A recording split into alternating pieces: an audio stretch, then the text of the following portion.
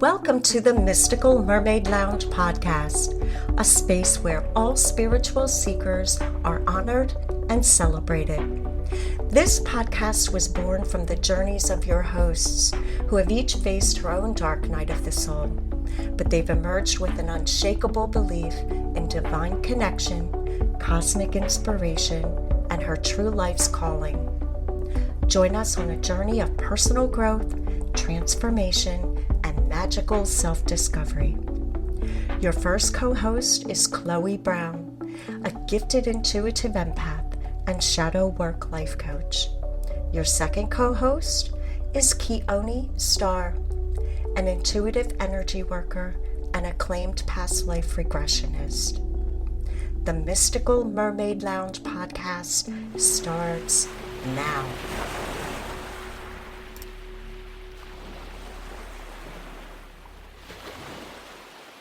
Today we have River Root with us. Keone and I are so excited to share her story and interview her for everybody to listen. River Root is a recovering attorney and a self-taught artist who started exploring art as an outlet while going through breast cancer for the second time. She has always loved black and white photography, which is stunning, but wanted to find a way to use her photo as an inspiration for other mediums as well. When her best friend introduced her to wood burning, an idea was born to create these colorful recreations of her own photos. A native Hoosier, River currently lives in Crawfordsville with her spouse, who is also a photographer, and their 3 kitties. Oh, 4 Now kitties. it's 4. Love it. Love it. I'm not a Hoosier fan. Is this a sports thing? Yes. Oh, I went to grad school and lived in Tallahassee for almost 20 years. I went to Florida State for law school, and believe me, I am a Seminole head to toe. could you please tell us about your spiritual journey? Kick this off. All right. It goes back only just a few years, actually. I believe it was, no, 2021, actually. And it started largely right after I had an epiphany that maybe I was actually this thing that I had always learned growing up was evil. I mean, I came Oh, from a very evangelical upbringing, mm. and the thought of calling myself a witch sunk into it real fast, which was another big clue. Very shortly after, I started listening to the Magic Kitchen podcast and Elise. Couldn't even tell you exactly how I even found it. I really can't, but I found it super early on and started listening and was just like, oh my gosh, these ladies are incredible. I started getting books and I was reading more and this and that. And I really didn't have anybody to talk to about it. I didn't know any other witches. I did find out not too long later that a neighbor in this complex that we lived in was into witchy stuff and had a bunch of books and whatever. And we chatted a little bit, but she was so in the closet that she wouldn't even do a ritual with the garage door open. She did not want anyone knowing anything. It was really hard to actually talk to her about it because she was just really closed off.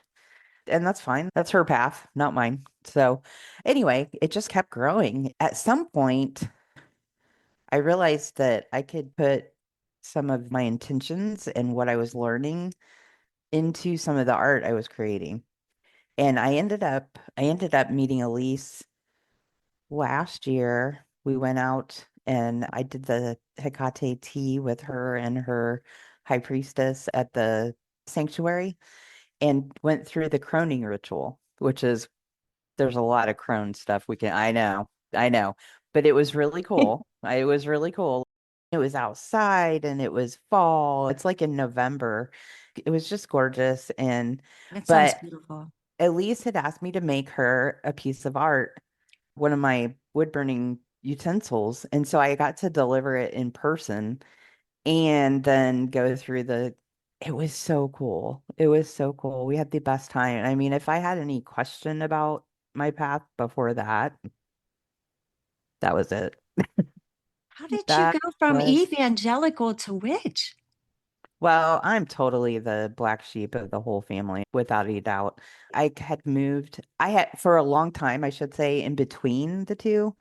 I was really in more in a mindset of nature is my church kind of thing. And I wasn't atheist because I have had way too many experiences with various things to think that there isn't something out there a higher power or powers. So being an atheist was certainly never on the agenda for me, but it was very spiritual and it just moved into that. Had started searching for, I feel like there's something more, but I wasn't really sure what it was.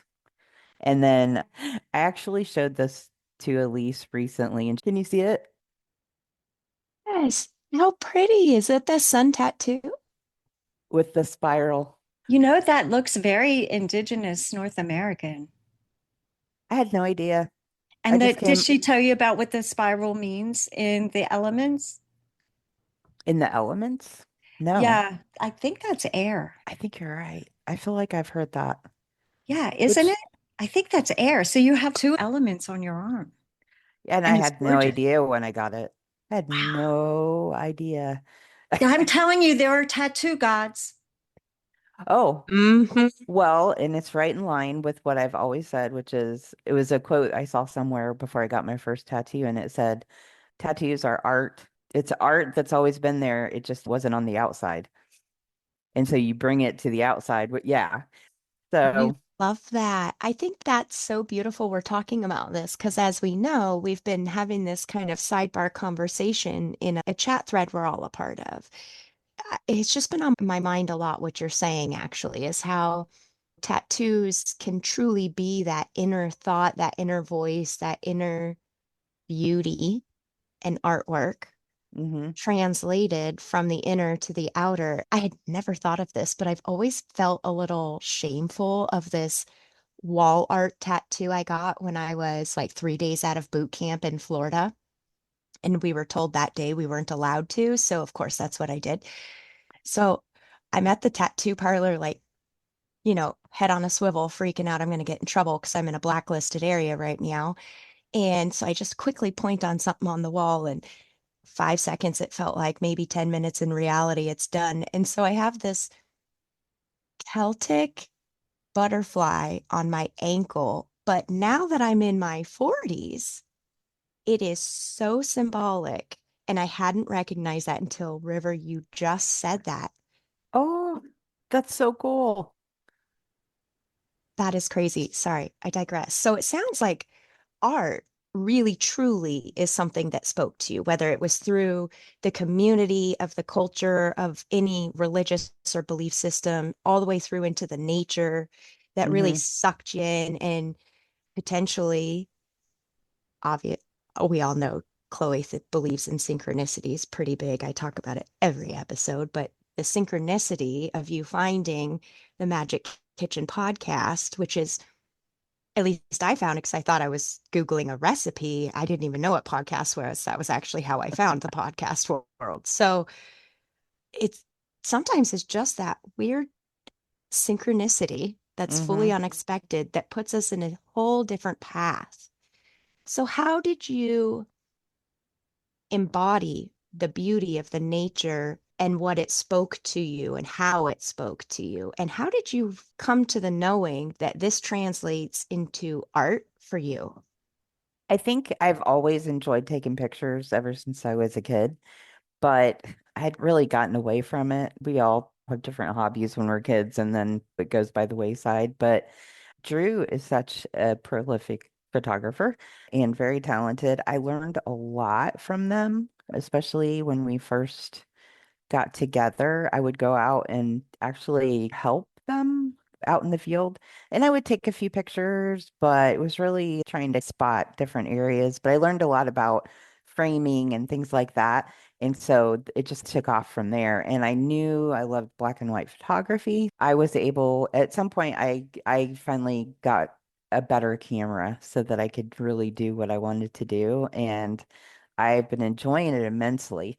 The reason I branched out from that is not because I don't enjoy photography, but in this day and age, everybody has a cell phone in their pocket and you can get great pictures with your cell phone, but it's hard to do anything with pictures when everybody's got a camera in their pocket because they're just like, oh, point and click. They That don't makes think so much about sense. the editing and different things that go into it. So anyway, I want to figure out something to do with my pictures. I've got all these great pictures. I can put some of them up, but at some point you start running out of memory space and you're like, what am I going to even do with these? So I started picking out different ones to trace with carbon paper onto wood and then burn. And it was just so much fun.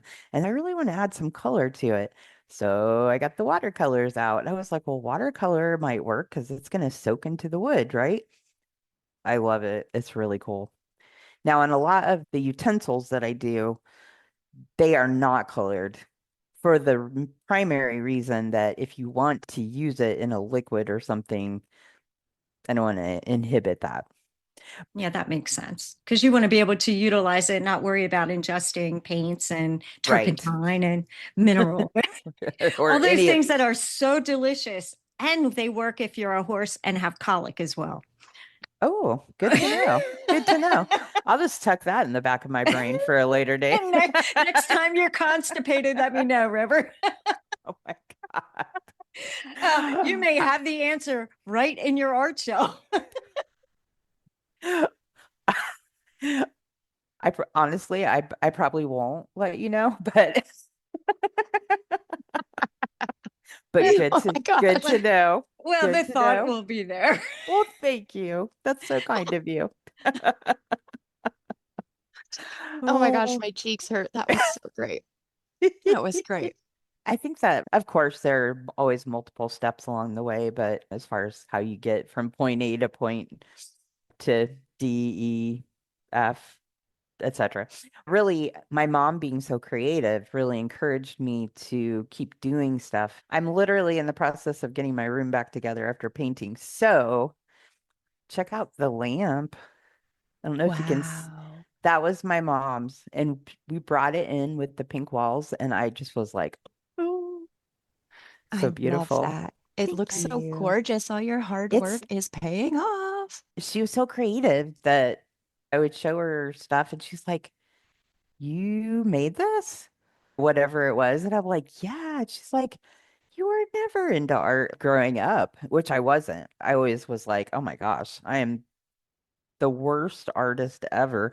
Like in art class, it was all I could do to get through the class. Seriously. It was really bad.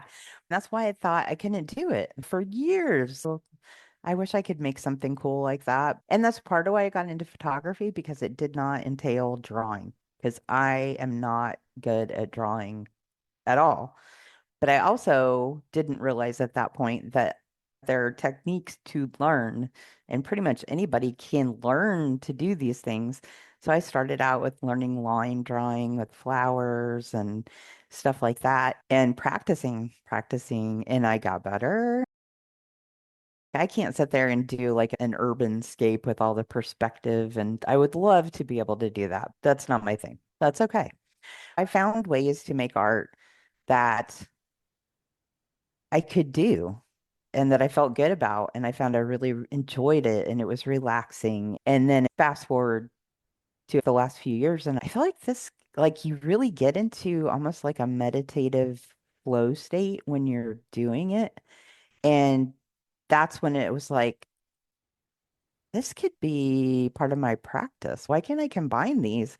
And that's where it came to be. And it felt really good to do it. And I really enjoy doing pieces that I can put intention into. And now, thanks to some other things I've been learning about, my next step is creating more sigils to put on the utensils. I'll have to thank Ember Faye for that one. It was a brilliant idea. I knew I wanted to put some symbols on there, and I was thinking symbols of the elements. And they were like, wait a minute, have you ever made any sigils? No, I haven't. I've always been interested, but that's not an area I've really delved into for whatever reason. But guess what? It's coming. What does that flow state feel like? And I can't imagine when you start making sigils, whether you're devising these symbols yourself or whether you're taking somebody else's symbology and making it your own. I want to be there in that flow state. I want to see that. You lose track of time and you're just, I don't know. I will put on some music and just usually, a lot of times I'll burn some incense as well. Think about it if you're going to go meditate, and that's what it feels like. It really is a similar feeling. So it sounds like for you, it's fairly ritualistic in its own right. Yeah, I would say so. I would say so, which is interesting because before I went to the Hecate tea and the croning ritual, I had never done a group ritual in my entire life. I was very excited and I really wanted to do it, but I had never done that.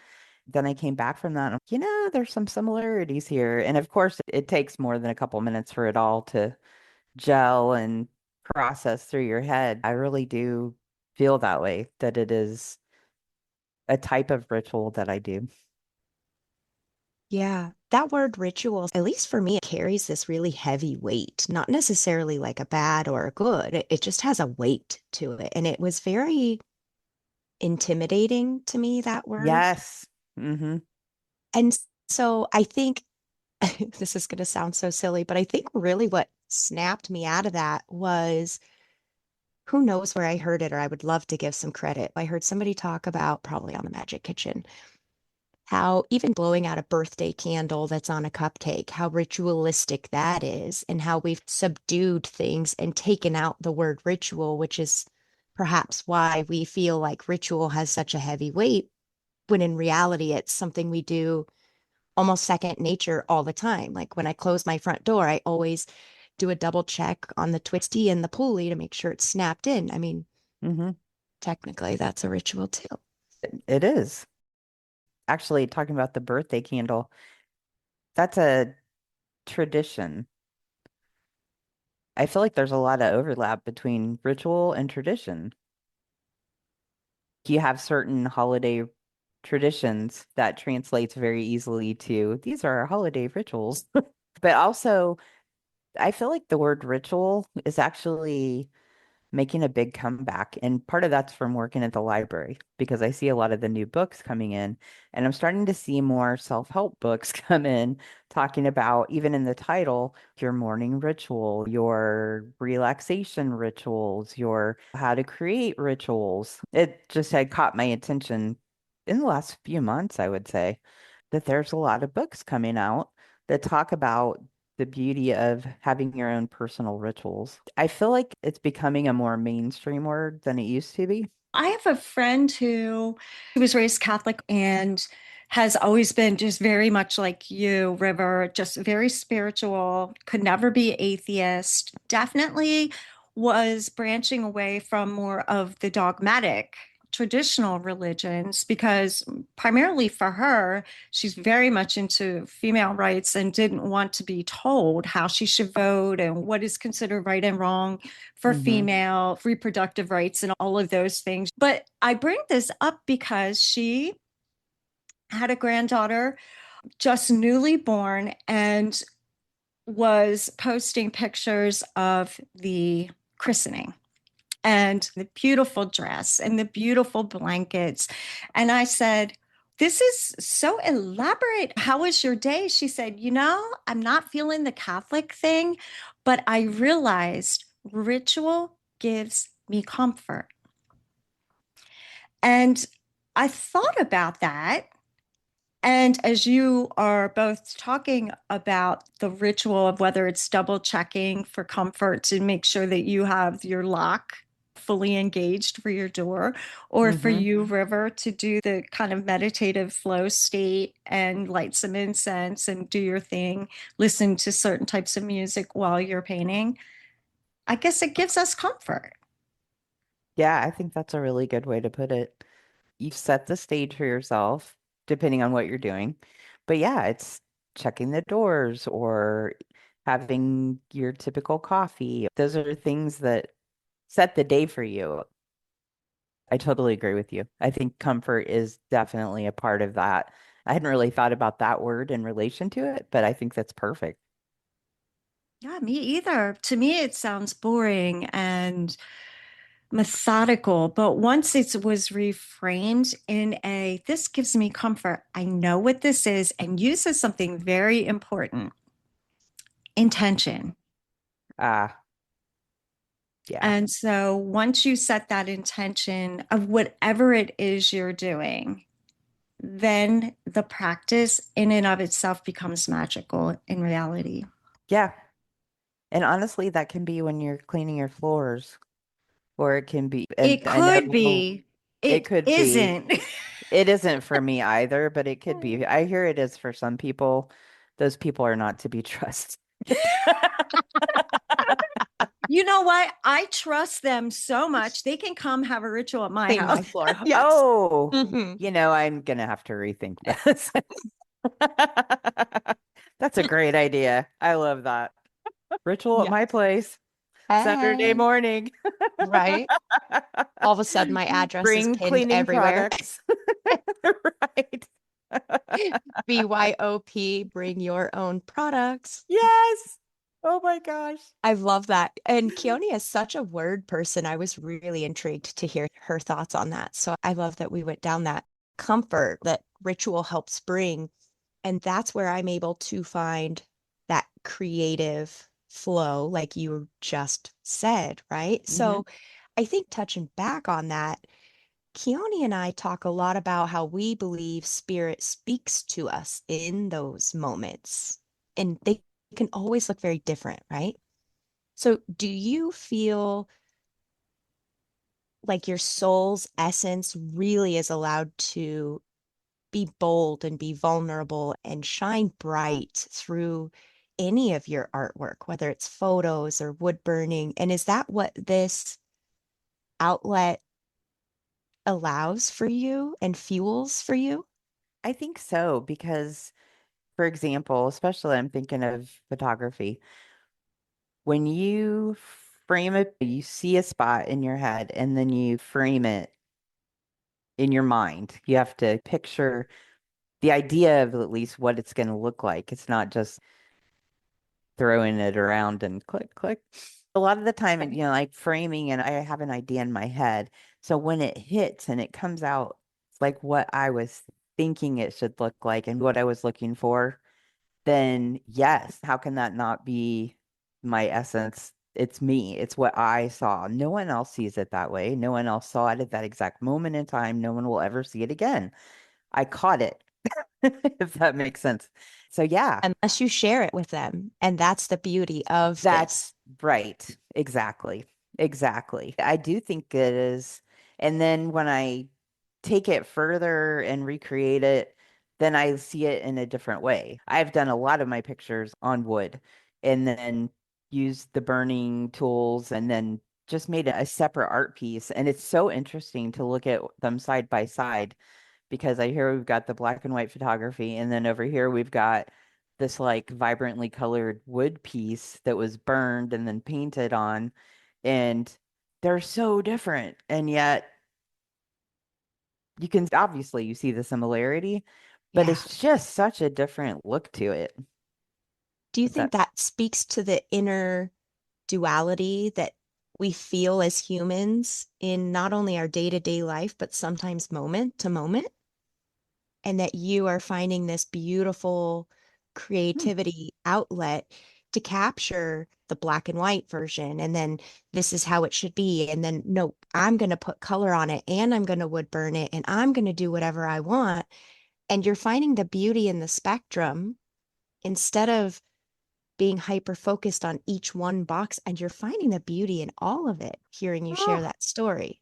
you're gonna make me cry again, Chloe. That's so beautiful. That's such a great way to put it. Once again, I hadn't really thought about it in exactly that way. But yeah, because there's something about black and white photography that just speaks to my core. Maybe that says something about the darkness of my core. I don't know. But at the same time, I love color and I love all this stuff, but I like doing the color in a different way. And that is the story of my life. Quite frankly, I do things in a different way than anyone else in my family. I always had to be different. I always had to take the harder path. I always had to, whatever the case may be, you can bet your patootie that River did it the harder way because I don't know. I had to learn for myself, but I also had a Mhm. different idea of what my life would look like. And when I was born, my parents divorced when I was not even one. My mom and I lived with my grandparents. My grandfather was a minister. I spent most of my life up until age 9 in church. I am 150%, if not 200% sure that nobody in my family saw that little person growing up to be a witch and doing art related to witchcraft and married to another female. The list goes on and on. My life is super different, but it's mine and it is beautiful. And I tried to learn from all the things that I've been through, and I try not to repeat some of the mistakes that my mom made. You notice I said up until age 9. That would be when mom remarried. We don't even have time for a fraction of that story, but I know that she felt very trapped for many years, and there was just no escape, and her life didn't necessarily turn out the way she had envisioned it either. I think that's true for a lot of people. I think she was torn between encouraging me to do my own thing versus encouraging me to not do shit. I don't know how else to put it. But Yeah. that's probably the general mom consensus, I Yeah, think, please for don't most do people. stupid shit. Yeah, Yeah, like that's yeah, the stupid shit column. yeah. You just said something so poignant, River. I think I'd love to hear an artist viewpoint on this. We become trapped with our own expectations. She didn't live the life, or you believe she didn't get to live the life that she envisioned for herself, and how that expectation and maybe not meeting it made her feel trapped. And what if you trying to find the perfect frame up when you're viewing through a camera? I'm pretty sure things are aligning for you, not you catching them.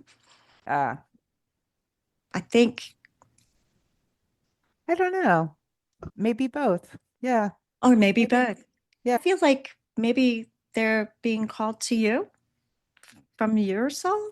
But I what like is it? that. I don't know.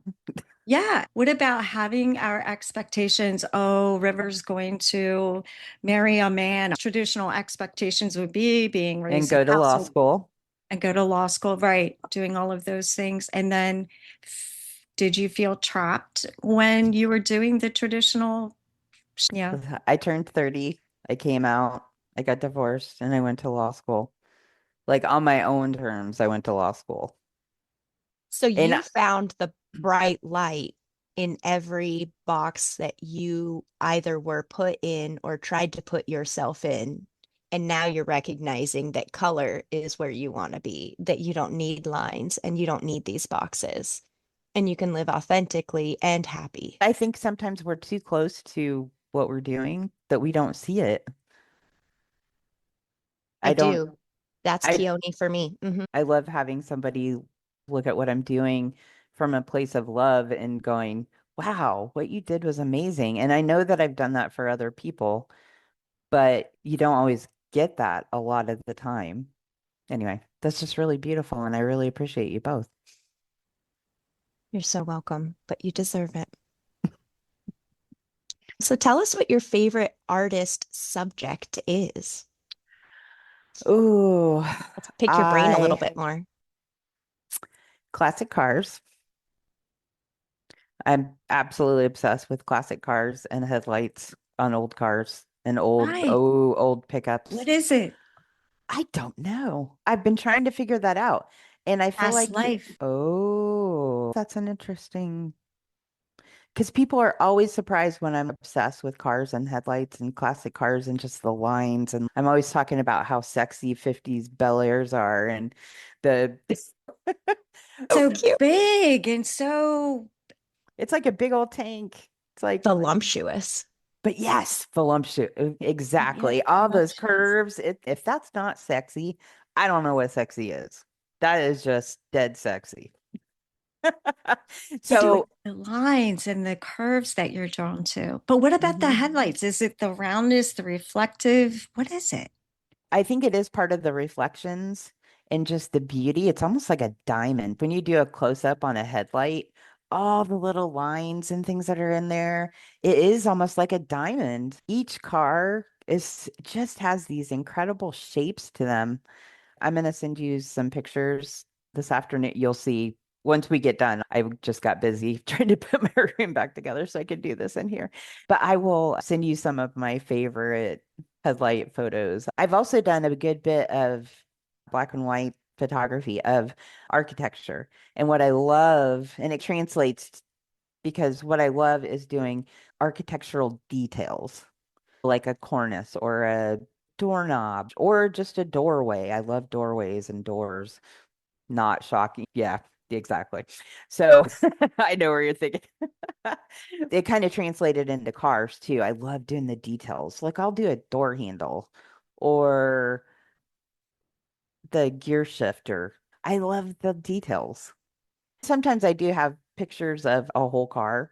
I don't really tend to do a ton with those. I've done a couple commissions where I did that. And it was really fun.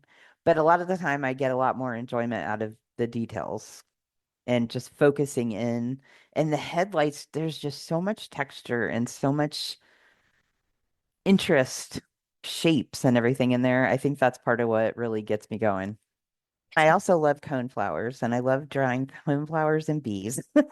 The other thing with all of those is the sacred geometry behind all of that. Because Ah, of the way that you see the diamond shape and the lines all converging together.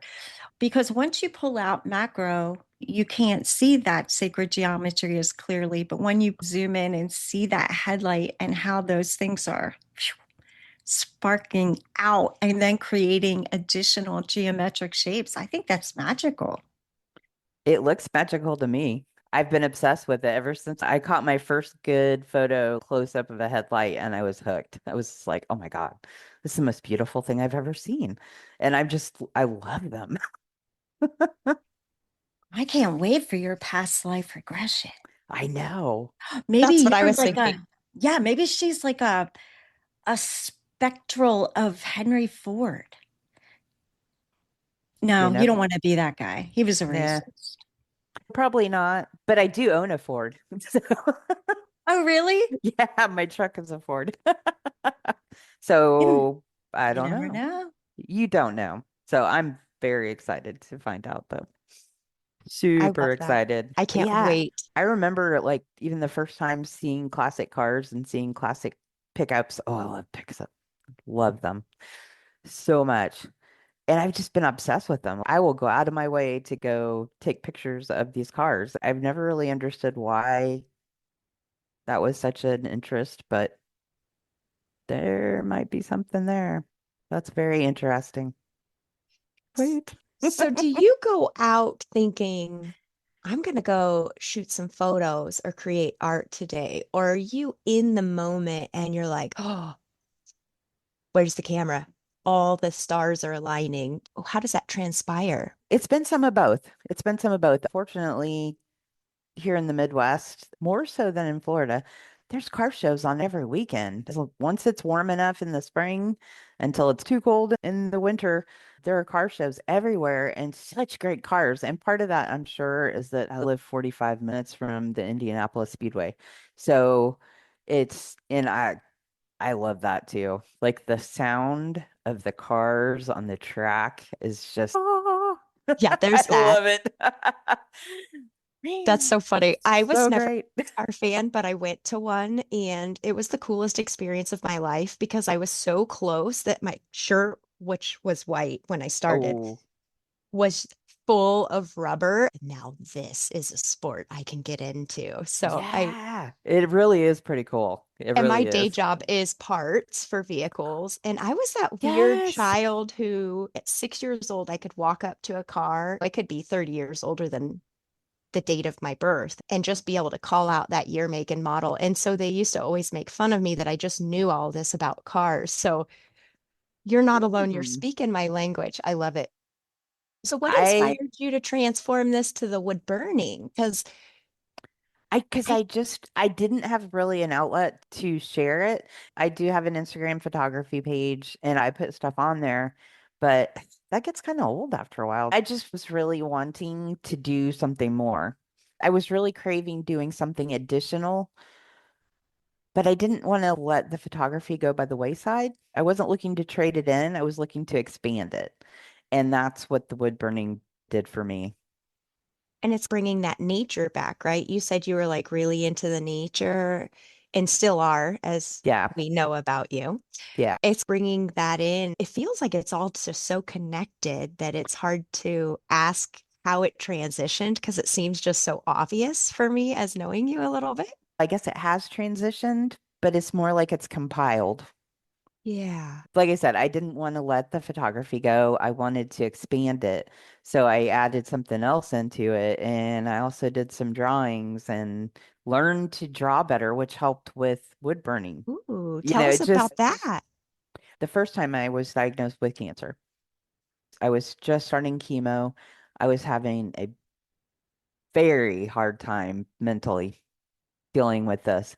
And I really didn't know what to deal with myself, but I felt like I needed to get it out. I remember telling Drew that I didn't feel like I could cry because I thought if I did, I would never stop. And so I had a really hard time letting my emotions about this whole situation out. So we got some paper. I feel like I want to just doodle or something. We got some watercolors and some paper, and I painted this honest, quite frankly, the ugliest thing I've probably painted or drawn or anything else in my whole life. But it was a red gradient background with a blackish brown tree with no leaves. I think even the grass, like on the ground, was brown. It was the most desolate thing you've ever seen in your life. And Drew looked at it and was like, that's dark. That's how I feel. Sounds And like they, rage it and was, loss and grief. and Everything you were going through. Yeah. it was very cathartic for me. And it wasn't, honestly, I didn't do a whole lot more with it at that point. I think I did a few little pictures, but that was the one that stood out. When I hit my 5 year mark, I did a new one. And it was green grass and leaves on the trees. It was very similar. Like the layout was the same, but it was like flowers and clouds and blah, blah, blah. 12 years, it came back. At that point, and the weird thing is, I had actually started getting back into art through calligraphy and hand lettering and all this stuff, like Hmm. got so big. Everybody's doing hand lettering and this and that. Oh, I just love it. I bet yours is beautiful. Oh, it was fun. It was fun. And I did a ton of practice and stuff. And actually, that year, when it was 2017, December, Drew had already gotten me an art desk for Oh, Christmas nice. because I was enjoying it so much and really getting into it and everything. I know that I had my surgery, my double mastectomy. It was on December 20th, 2017. Needless to say, a rough year. We were in Tallahassee. My mom came down and spent Christmas with us. And there was just a lot that year. There was a stretch where I just didn't do anything during chemo, but I used art a lot to help occupy me and kind of get me through. But a lot of it was the hand lettering and just funny pictures. The Druniverse came together to provide you an art desk. They know me well, but we've been together a long time. That was a beautiful foretelling of my partner is going to need this outlet for whatever reason. You're 100% correct. And that's not unusual. Not unusual. They're good at doing that kind of thing. So it's really That's cool. wonderful. Then the hand lettering moved into, well, if I can do this, I don't want to just do what I've been doing. I want to do some more things. So then I started learning how to draw little succulents and flowers and then bigger flowers. And then I was like, if I can do this, I can draw whatever I want. And then, yeah, it just kind of blew up from there. It's just been so much fun and empowering, really. I never knew I could do this. My parents were shocked. They were like, who are you even? Because I had never, like I said, you should see. I found a couple of my art projects that my mom kept all these years, and I was like, for the love of God, this is trash. This is like, these are the worst things I've ever seen in my life. I get it. I made it, whatever. But That's a good mama move. I know. I'm like this. I can't believe you Not still have only this, take that but off the refrigerator, we can just go ahead and burn the refrigerator. exactly. I doubt that.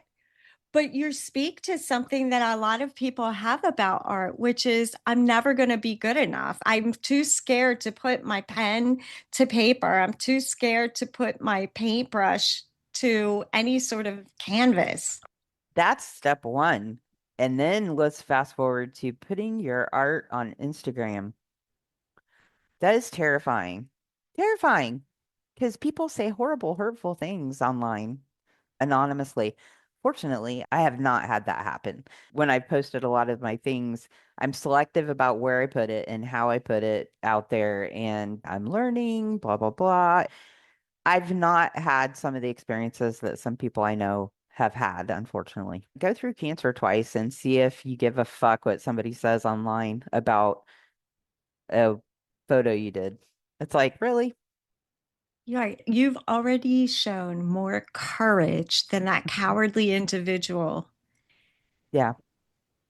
can pull That's out of their like, ass. Yep. yeah. I'm like, what are you gonna do? Yeah, not waste a breath on them. Yeah. Mm-mm. Think That's you a can hurt powerful me? message. My boobs tried to kill me. What do you got? Bring it. Mm. Have And to I know I get joke about it. No, but I appreciate a good joke. And fighting boobs are like an image that I think I could draw. I want to And I see will that. share it with Me too. you later. Please I was do. gonna say, I think we're getting a message later. I'm Yeah, here I for was going to that. say Triple D fights 32B with a snap of a bra Yes. strap. Kapow. And Oh some my boobs. gosh, we just created our own And little some comic boob book here. sweat. It's like, oh no, I'm gonna fall down. I'm in the boob sweat. Can I ask you though? And this is one of those questions that people don't want to ask. I'm going to ask you because you always have the right to say you're not comfortable talking about it. Yeah, But a whatever. lot of people who have gone through mastectomies or any sort of very life changing illness or surgeries, what did that do to your headspace about how you felt about yourself, about your body, about you as a vehicle? You said it jokingly, your boobs tried to kill you, but they did. Yeah. I mean, now what do you do with that? I felt betrayed. And And once I, that you got rid of the betrayers, were you well, I was kind of pissed because I have always enjoyed flaunting my chest. It was always not like in a, I don't know, in an inappropriate way, but I enjoyed it. I like wearing a nice dress. I like showing a little cleavage for my wife. I enjoy it. They enjoy it. And I miss that. I do miss that. I've adjusted quite a lot to having my whole body has a different shape than it used to. I'm not sure it's something I will ever fully 100% adjust to, but I don't miss the fact that I didn't have a bunch of extra surgeries solely for the purpose of having boobs. There's so much infection. There's so much that doesn't get said on mainstream ideas of what a woman has to look like with breasts. There's a quickly growing movement of flatties like me who are out there. I have a lot of friends who are in the same position. We didn't want to go through the medical trauma of having breast implants because the failure rate and the infection rate is so much higher than people like to talk about. So I could get on my soapbox on this for a while, but it's true. But at the same time, you have to be able to reconcile what you look like and what you're comfortable presenting to the outside world, what's right for you medically and physically. And at this point, I'm quite comfortable. I had large boobs. They were hot and they hurt my back and all these things. I don't miss that at all. I could have had reconstruction, but I chose not to for those reasons that I already said. And I'm okay with that. There are times that I miss the silhouette, is really the best way I can put it. The look of the sexy dress. Not only am I obsessed with classic cars, but I love pinup girls and that kind of style. Oh yeah, the hourglass figure and Those the curves are so yes. gorgeous. Yeah, I know what you mean. Before it came back, I have some pictures of me in black and white polka dot cute little dresses and my little red cardigan. I love that look, and it's really hard to pull off with no boobs. So that's something I had to move away from a little bit. But I found my own style and I incorporate some of that into it, and that's okay.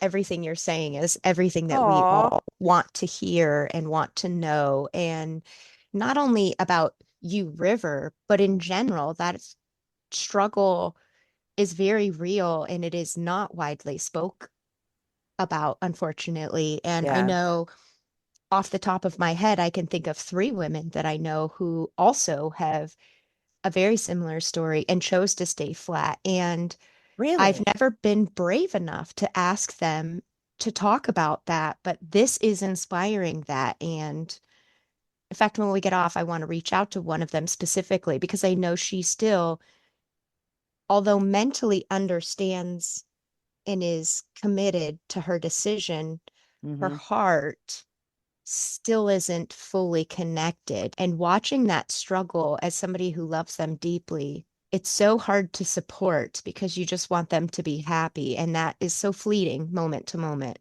It is. It is. I think where we were starting to go is about feeling like a woman. Yes. And how many conversations have we had recently about Crohn's and menopause? Or in my case, I didn't go through menopause. I had a hysterectomy because of cancer issues. And so I went through forced menopause way earlier than most people would. You lose that, and then you lose the boobs. And I'm like, what am I? You're also going through a reshaping of your own body, you Yeah. said, as Hmm. well. So is that part of this journey for you? Because you Yeah. said you wanted to be a smaller person. You were embracing a different shape. And I thought, what a beautiful way to say that. Altogether, it was really hard because the meds for chemo, for example, make you balloon and it's oh. So Yes, talk they do. about let me just lose all my hair, look like death warmed over because I'm so pale from chemo, have no boobs. I could just keep going. And it's like, what even am I right now? I don't recognize this person that I see in the mirror. I have no idea who this person is, but they are way too pale and I don't even know. Anyway, it was a big adjustment. That was 2018 was the bulk of that year was a bitch. That's not that long ago. No, it really isn't. When I started thinking about it, I'm like, and now we're at 2025, so we're what? 8 years later. Almost eight Yeah. years later, Yeah. Wow. we're Yeah. on the down end. Yeah. Yeah. But yeah, it really isn't that long ago, technically, but For a body to go through all that. it feels like so long ago. It mentally, it feels like a long time ago. And probably, I know I blocked some of it. It gets bad. It gets dark. I hit a point with chemo the second time that it wasn't that I actively wanted to kill myself. I couldn't keep any food down. I couldn't drink. I was so sick. I just wanted to go to sleep and not wake up. And that is, as I learned from going through counseling, is still a form of self-harm. Or, Suicidal ideation yeah, for sure. yeah, yeah, And yet I get that. You don't want to die, but you don't want to live like yeah, that. exactly. Exactly. I'm It so was glad that you've made it through that. me too. Me Yeah. too. And with so much light, because that's what I was thinking is when you were talking about when you came out and you kept thinking, what am I? What am I? Alive and full of light. And it is not lost on me that you are, during this interview, I'm so sad that listeners don't get to see this. You have this beautiful ray of light just Oh my shining gosh. so bright that sometimes I'm like squinting and moving just to be able to catch the details. And then I'm like, oh, no, that's her light. Like it's literally and figuratively. So it's Aw. that is so traumatic. I could not imagine the depths of hell, horrific thoughts and emotions and pain.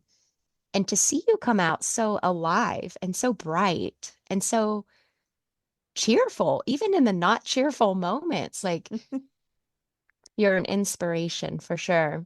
I Aw. have to ask if we could magic fairy godmother wand, bloop, give it to you. What would your dream art related job be?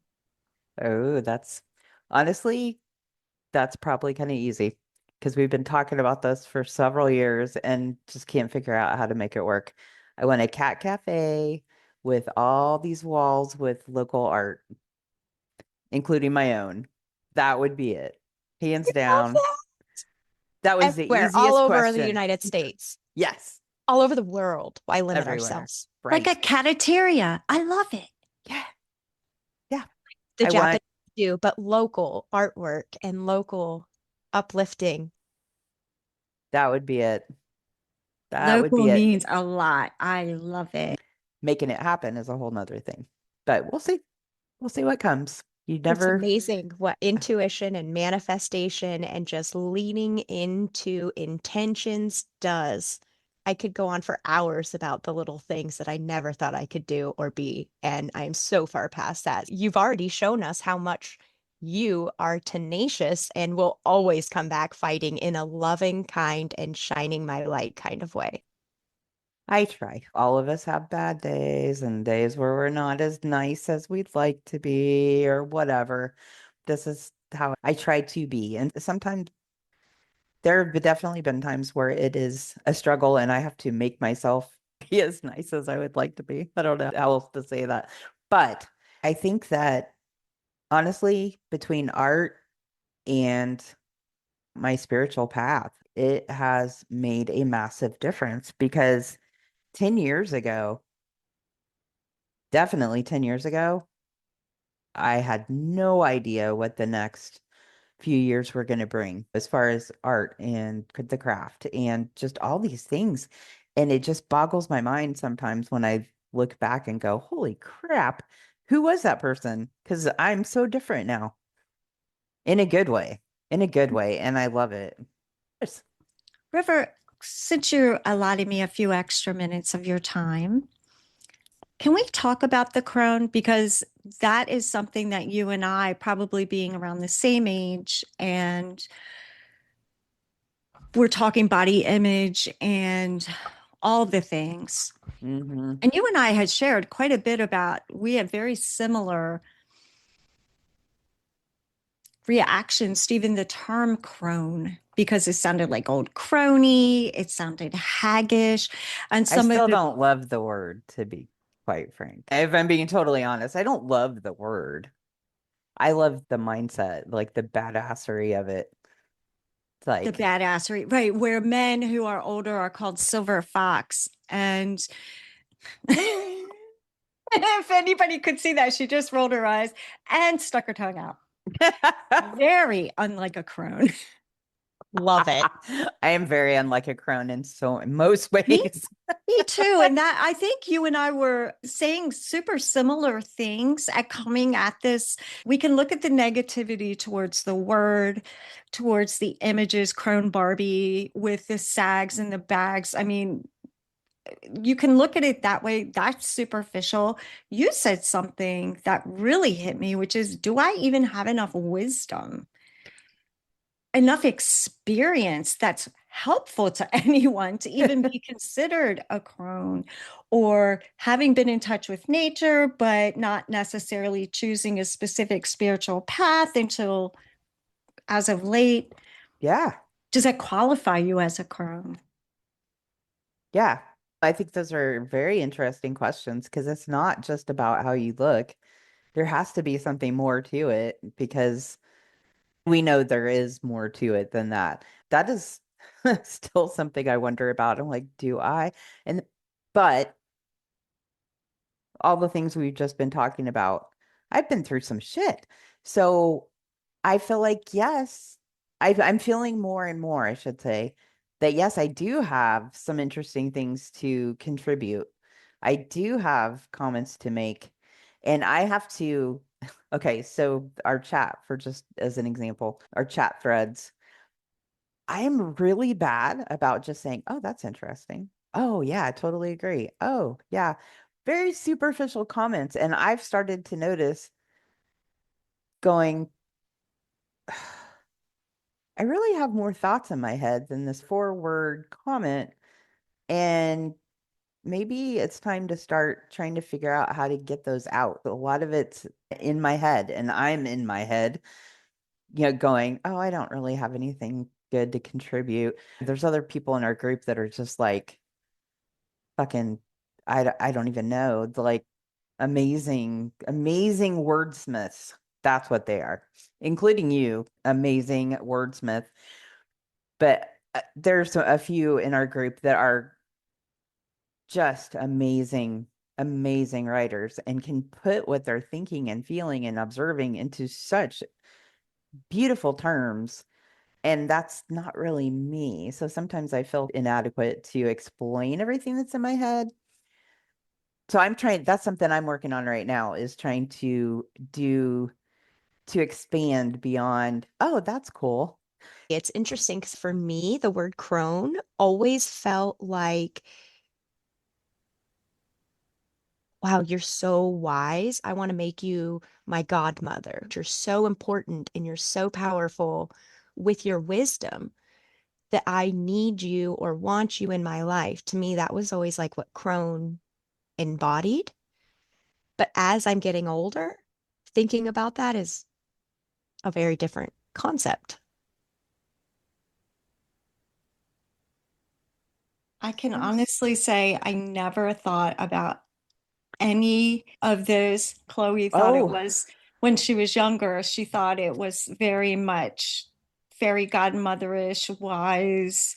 But as she's getting older, It's more scary because now I'm like, ooh, the humble side of me is more like, oh, that's not me. Like that imposter syndrome that I feel like I hear you're saying a little bit, yes.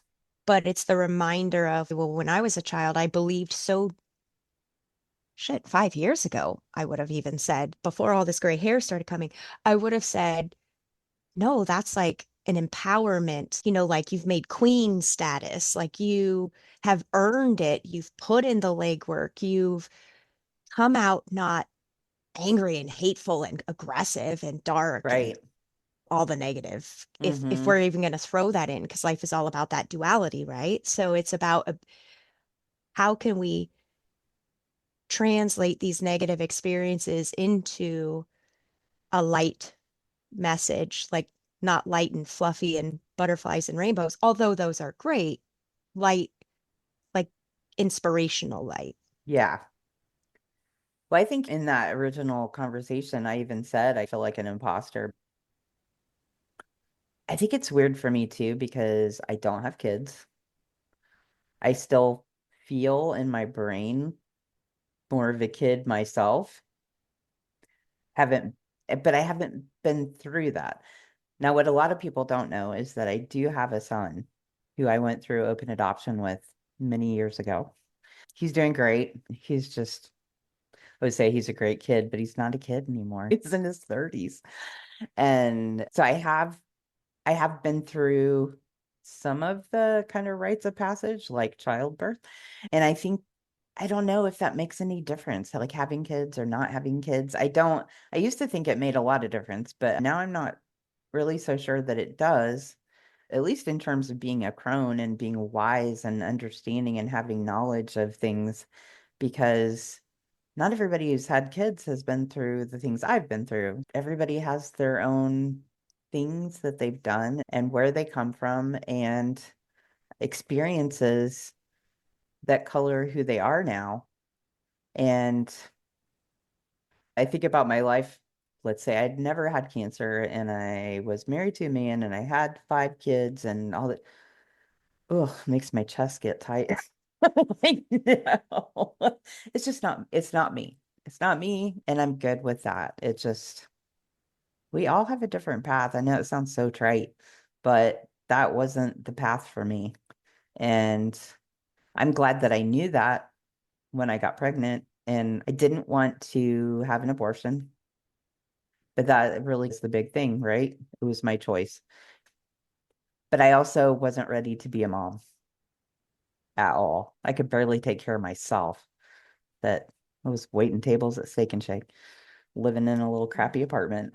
I had no money. I was not ready. And that's not the kind of life I wanted for him. So it all worked out really very well. But going through that, that has to color your experiences as well. Because it took me a while to get through that. That was rough. Even though I knew it was the right decision and I knew it was the right decision for him and for me. Talk about having your heart ripped out of your chest and stomped on. It was rough. I wonder if the societal rites of passage based off of, we'll just say maybe our born gender, our cisgender, like the boobs or having the babies if we were a born woman. Mm-hmm. And I wonder if that somehow is connected to the trepidation to the word crone.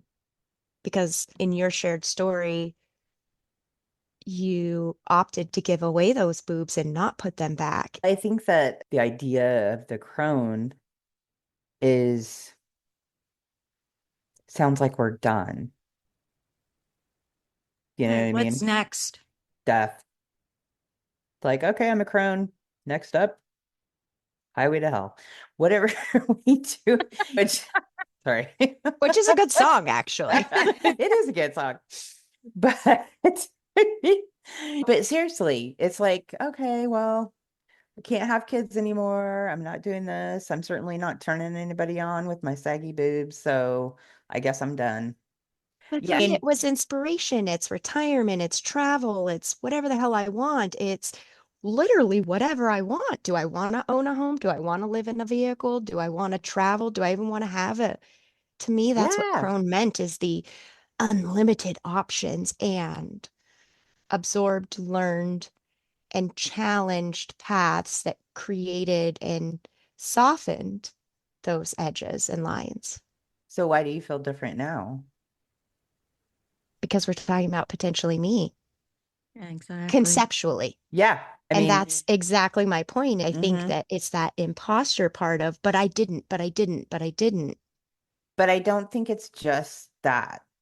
I think there's more there. How do I view myself and how does the world view me? Because I'm no longer gonna walk into a club with my boobs on display and get the attention of 20 different people. That was back in my 20s, granted, but it's still the same idea. Who doesn't want to be attractive? And the word crone does not inspire attractiveness on any level in my head. Physical attractiveness. Let me back No, that after up. a certain Is age, we that, become irrelevant. We're not yeah. relevant to commercial advertising. You're not even trying to sell to me. You know what people try to sell to someone my Mm-hmm. age? The AARP magazine and the timeshare, Yeah. retirement. And then I'll get assisted living things and soon to have Medicare. Oh, life Um, insurance. Don't forget that. oh, yeah. Yeah. So you become irrelevant in a way that in Western culture made us feel valuable. Mm-hmm. We don't even get fitted clothing offered to us anymore. Stretch, No, it's stretch all pants and tents, ugly, big moo and which is what they used to do to pregnant women. That used to drive me nuts because when I was pregnant, you would either get the tents or you where you looked as if you had no shape, or they dressed you up like a little kid with bows and really weird accessories. I don't know. Being a female is extremely complex. There's a level yes. of danger. There's a level of vulnerability that men can't understand. And I'm not hating on men. I'm just saying it's much more No. complex than one can imagine. We were talking earlier, and you can speak to this, River, about hair. Ah, And we were talking with a friend of ours who is a Black woman, gorgeous, and she chooses to plait her hair with blonde extensions. But the point is that how many men say, "Oh, I love a woman with long, luscious hair," and have they any idea what that costs to take care of that? Not just costs financially, the time, the energy, or we mm-hmm. all don't have beautiful hair like Chloe, who she's got this beautiful straight hair. If you, mine goes, so it Mine takes too. so much time. And then you lose your hair during chemo. Yes. That was actually, it's funny because before, so obviously I went through it twice, lost my hair, all of my hair twice. But the first time I remember not just thinking, said, that is the least of my worries. I'm much more interested in living to see 40 than my hair. It'll grow back, no biggie, until it started falling out. And then it was just like, I've had short hair most of my life. My hair's never been beyond here. And man, I cried when the hair started coming out. I knew I wasn't going to look like me anymore. And I was like, what's it going to look like when it comes back? And oh my God, I'm going to be so ugly. It's just, turns out, although mentally I knew that there were much bigger things to worry about than hair falling out that would grow back.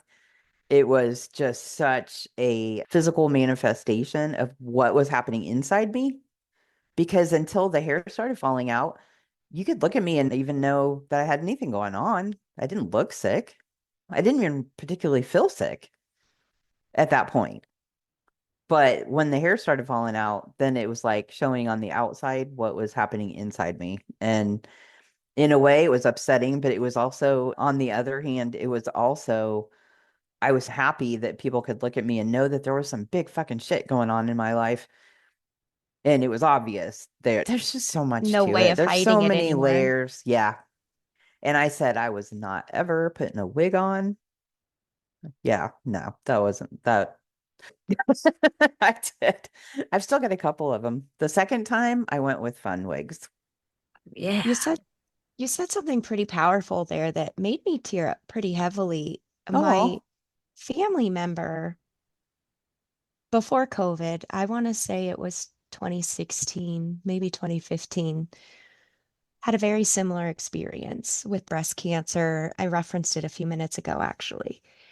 I don't want to speak for her and tell her story, but essentially, for her own personal reasons, it was to be kept a secret. And so only I knew about it. And being in a different state, that was so challenging to find a balance of travel, support, empathy, but also not even being in that position. It was so hard for me to understand how the rest of the world continued because I just wanted to scream it from the top of the mountain. So I commend you for taking so much darkness and pain and anguish and really transforming it and using those as tools to try to be better for the next 5 minutes every 2 minutes. I feel like that's how you're pushing it through. That's beautiful. Definitely a good bit of thank you. I really appreciate that. For me, I felt like there wasn't really a choice. For example, terminology, things people say when you have cancer. Oh, you're so strong. No, I'm fucking not. I just don't want to die. I'm not a warrior. Don't stop it. You're like, oh, you're such a warrior. You fought so hard against cancer.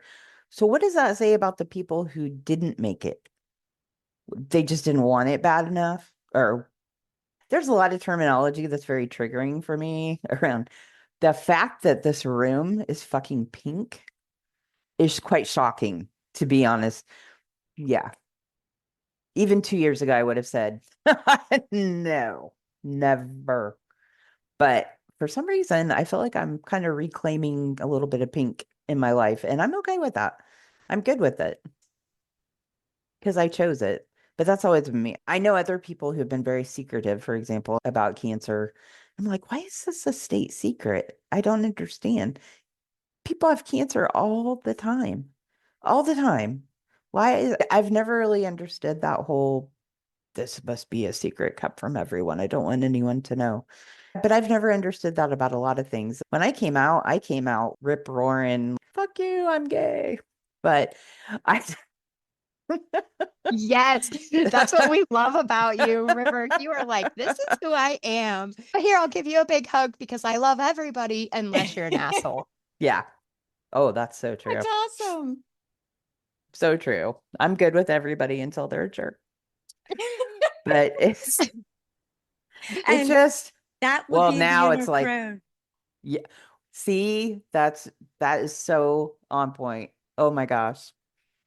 That's Like, awesome. I'll treat you the way you deserve to be treated. Or like, I want one of these stickers I just saw the other day that says, I'm obsessed with stickers. It's ridiculous. I But, love and that stickers. is, Someone gave me tons of stickers for my birthday. But go ahead. I love I'm, stickers, boxes and boxes. I actually did that for an occupation for a while. I was a screen printer, sticker manufacturer here locally that oh, was fuck. contracted with the government. Oh my God, girl, we can geek out. Anyway, sorry, I digress. That's What's your so favorite fun. sticker? Oh, there we go.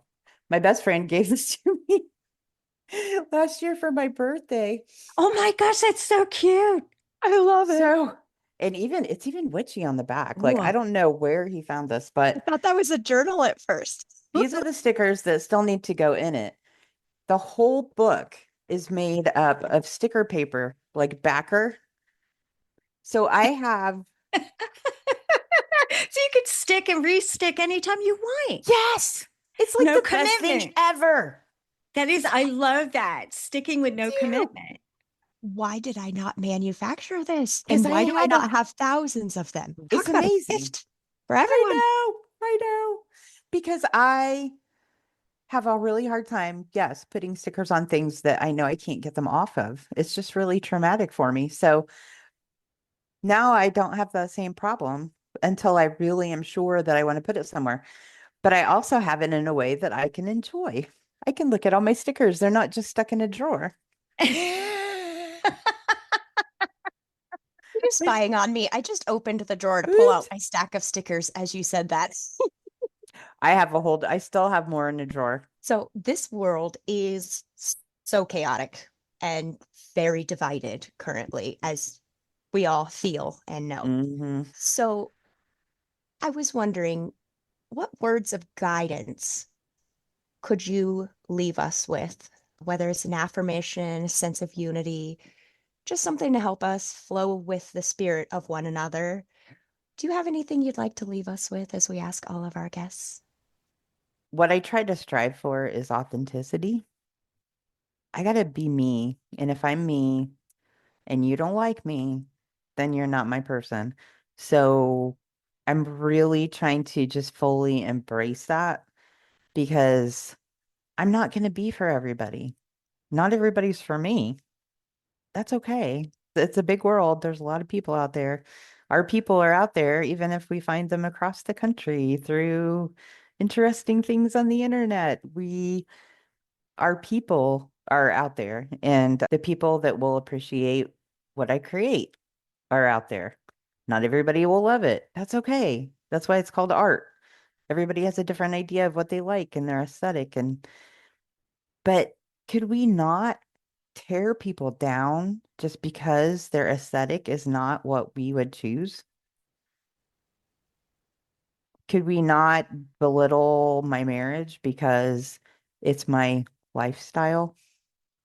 Could we not do all those things and just appreciate people for the beautiful things they bring? Some of the folks I have met on this path are some of the most caring and thoughtful and loving people that I've ever met. And it's not found in a church. It's not found at a revival tent because I've never felt so judged as I have in different churches. And I don't get that with this path. Not that I'm perfect or that I can't be corrected and I can't learn things because that's what we all need to do. But we don't need to be judged for how pious we are. I think that's a lot of what is the ugly in our world. Well said.